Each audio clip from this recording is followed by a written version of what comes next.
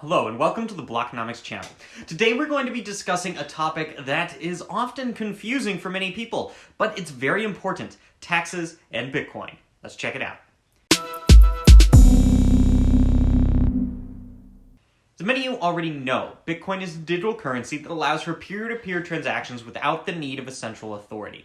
It's gained a lot of popularity in recent years, and many people are now using it as a means of investment or as a way to make purchases online. But with any financial transaction, it's important to understand the tax implications. And as we're getting close to April, in this video we're going to go over the basics of how Bitcoin is taxed and what you need to know if you're using it for investments or as a means of payment. First, let's start by discussing the tax treatment of Bitcoin as an investment. If you're holding onto Bitcoin as a long-term investment, it's likely that you'll be subject to capital gains taxes when you sell it. The tax rate for capital gains can vary depending on your income and depending on the country, as well as how long you've held onto the Bitcoin. For example, if you've held onto your Bitcoin for more than a year, you may be eligible for a lower tax rate than if you've only held onto it for a shorter period of time.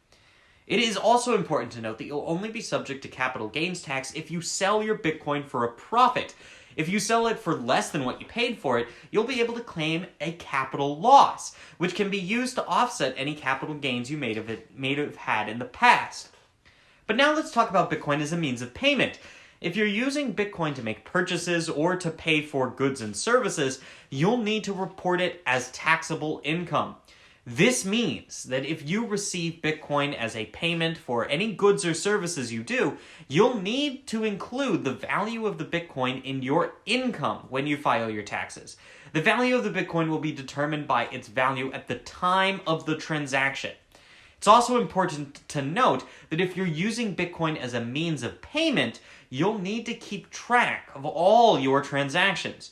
This includes keeping a record of the dates of the transactions, the amounts involved, and the value of the Bitcoin at the time of the transaction.